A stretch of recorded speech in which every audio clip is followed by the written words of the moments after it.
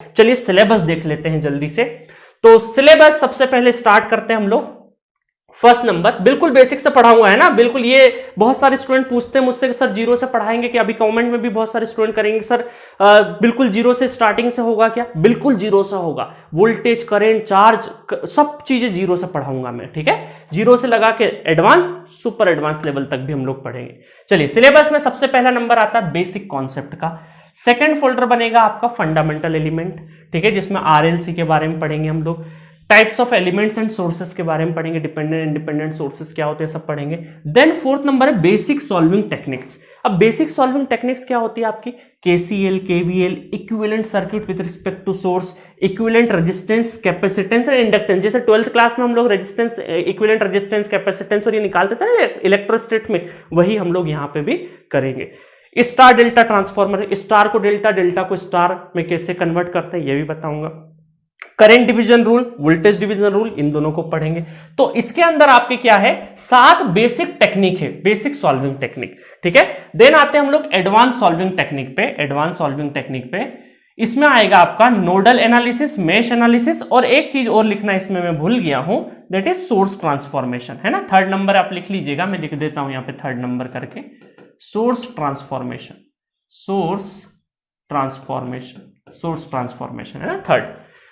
6th number है power and energy calculation. 7th number है singularity function. अब ये देखिए सिंगुलरिटी फंक्शन में होता क्या है, बहुत सारे लोग आपको ये कहते हुए मिलेंगे कि नेटवर्क थ्योरी से पहले सिग्नल एंड सिस्टम पढ़ो। भाई सिग्नल एंड सिस्टम क्या होता है ना, कि ऐसा सब्जेक्ट है जिसके लिए प्रॉपर आपका माइंड डेवलप होना चाहिए, जरूरी है। कुछ बेसिक लेवल का जानकारी होना बहुत जरूरी है। एक होता है ना 3rd semester, 4th semester, 5th semester, तो 5th सेमेस्टर वाले बच्चे का जो मेंटल लेवल है थोड़ा सा क्या हो गया, मैच्योर हो चुका है, थोड़ा ग्रास्पिंग पावर उसका ज्यादा बढ़ चुका है। तो इसलिए अगर मैं 3rd सेमेस्टर वाले बच्चों को अगर गाइड कर दूंगा कि भाई आप नेटवर्क थ्योरी के सिग्नल पढ़ लो, वो ज्यादा जरूरी है, तो काम नहीं बनने वाला है। अब देखिए क्या होता है, नेटवर्क थ्योरी में सिग्नल एंड सिस्टम के कुछ बेसिक कॉन्सेप्ट यूज होते हैं, तो उसके लिए हमें पूरा सिग्नल पहले पढ़ने की जरूरत नहीं है। मैं क्या करूंगा, सिंगुलरिटी फंक्शन में, सिंगुलरिटी फंक्शन में सिग्नल एंड सिस्टम एक सब्जेक्ट होता है आपका इंजीनियरिंग में, जो कि गेट के सिलेबस में भी होता है। उसमें जो बेसिक कॉन्सेप्ट जो मुझे नेटवर्क में जरूरत पड़ेगी उनको मैं यहाँ पे पढ़ा दूंगा। तो टेंशन मत लेना कि सिग्नल एंड सिस्टम आपको पढ़ना जरूरी नहीं, जरूरी है। मैं सिग्नल के जो बेसिक कॉन्सेप्ट है यहाँ पे पढ़ा दूंगा जो नेटवर्क में यूज होंगे। देन हमारा क्या है, साइनोसॉइडल एसी। अभी तक जितनी भी बात होगी यहां तक, सिंगुलरिटी फंक्शन तक जितनी भी डिस्कशन होंगे वो पूरा का पूरा डीसी बेस्ड होंगे, है ना। आपको डीसी और एसी में तो अंतर ये तो पता ही है। तो डीसी सर्किट, सारे के सारे जो सर्किट होंगे डीसी होंगे।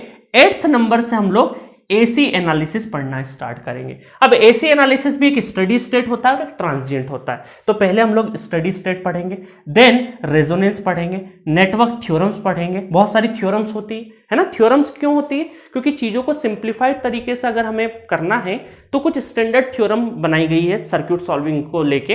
तो कई बार सर्किट इतना कॉम्प्लेक्स हो जाता है उसको बिना थ्योरम से हम लोग सॉल्व नहीं कर सकते, तो इसीलिए कुछ थ्योरम्स बनाई गई है, उन थ्योरम्स को पढ़ेंगे। देन जैसे स्टडी स्टेट यहां पे पढ़ लिया, देन हमारा ट्रांजिएंट यहां पे हम लोग पढ़ेंगे, ठीक है। इस ट्रांजिएंट में डीसी ट्रांजिएंट भी पढ़ेंगे और एसी ट्रांजिएंट भी हम लोग पढ़ेंगे, बट मेजोरिटी आपका डीसी ट्रांजिएंट ही सबसे ज्यादा आता है।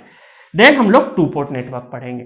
तो ये जो मैंने 12 पॉइंट आपको बताए हैं, ये जो 12 पॉइंट मैंने आपको बताए हैं, ठीक है, देखिए 12 पॉइंट बताए हैं, 12.1 से लगा के 12 तक, ये सारे के सारे जो तीनों ब्रांच की आपकी तीनों ब्रांच है इंजीनियरिंग की, इलेक्ट्रिकल, इलेक्ट्रॉनिक्स, इंस्ट्रूमेंटेशन, वो सबके सिलेबस में कॉमन सिलेबस है आपका। तीनों ब्रांच का कॉमन सिलेबस है 12 पॉइंट में।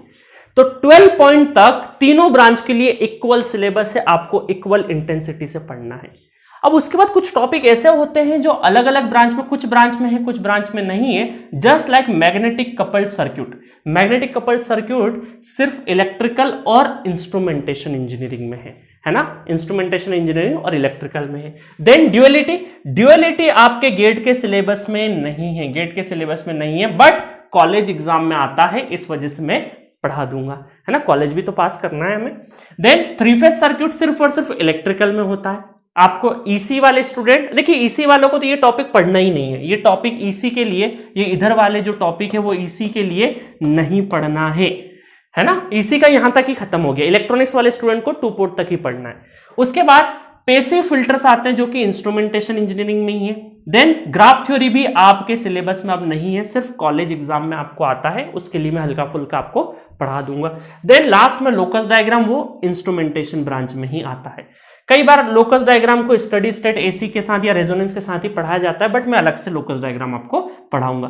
तो ये कुछ 13 से लगा के 18 तक 1 2 3 4 5 6 टॉपिक ऐसे हैं जो कि आपके किसी ब्रांच में है, किसी ब्रांच में नहीं है, तो मैंने यहाँ पे डिवाइड कर दिया कौन सी ब्रांच। अब आप अपना डिसाइड कर लीजिए कौन सी ब्रांच आपकी है, उसके हिसाब से आपको पिक करना है।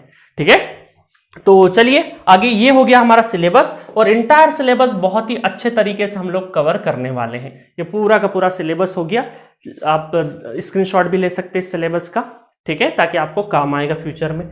नेक्स्ट है आपका कि अगर आपको मुझसे पर्सनल कांटेक्ट करना है, कुछ और गाइडेंस करना है या कुछ गाइडेंस लेना है, बहुत सारे स्टूडेंट जो जॉब में होते हैं डिसाइड नहीं कर पाते हैं क्या करना है क्या नहीं करना है, जो फर्स्ट सेमेस्टर, देखिए मेरे लिए 2 लोगों को गाइड करना बहुत ज़्यादा जरूरी होता है, मुझे ऐसा लगता है। एक तो बिगनर कि करना क्या चाह रहा है असल में, ठीक है, और दूसरा जो जिसने 1 साल या 2 साल अपना जॉब कर लिया, उसके बाद उसे समझ नहीं आ रहा क्या करना है। तो ये 2 स्टूडेंट को गाइडेंस की सबसे ज्यादा नीड होती है। बीच वाले तो क्या होता है ना कहीं वो नीचे वाले से, अपने जूनियर से जो गलती कर रहा है उसको देख के, या जो सीनियर जो गलती कर रहा है, इन दोनों को देख के कहीं ना कहीं सीख जाता है। बट बिगनर्स और जॉब वाले स्टूडेंट कहीं ना कहीं गच्चा खाते हैं। तो आपको कभी भी ऐसी नीड लगे कोई पर्सनल तौर पर, तो आप इस पर कॉल कर सकते हैं। ये ऑफिस नंबर है, ठीक है, मैं शायद नहीं मिलूँ, बट मुझे मेरा बता दीजिएगा अपना, वो बता दीजिएगा किस रिगार्डिंग आपको बात करनी है, तब मैं जब भी फ्री रहूंगा तो मैं कॉल बैक भी कर लूंगा। ठीक है, देन अगर आपको और टाइम रहे और मैसेज करना हो तो आप डाउनलोड जी सेंटर का एप्लीकेशन डाउनलोड कर लीजिए, और उसमें जो चैट बॉक्स है, चैट बॉक्स का यूज करके उसमें मैसेज छोड़ दीजिएगा, तो मैं डायरेक्टली रिप्लाई करता हूं वहां पे कई सारे स्टूडेंट को। तो इस नेटवर्क थ्योरी को अब हम लोग स्टार्ट करेंगे, और बहुत ही तरीके से थ्योरी न्यूमेरिकल बहुत मजा आने वाला है। बहुत तरीके से एक्सपेरिमेंट बेस्ड जो भी प्रैक्टिकल एग्जांपल्स उनको लेके पढ़ाऊंगा मैं आपको, और इस सीरीज में बहुत मजा आने वाला है। तो देखते जाइएगा, फीडबैक देते जाइएगा आपका, ठीक है। लाइक को भी सलाम, डिसलाइक को भी सलाम, और कोई आपका सजेशन हो रिगार्डिंग कुछ इनिशिएटिव तो वो भी आप जरूर बताइएगा, ठीक है। Okay, thank you very much.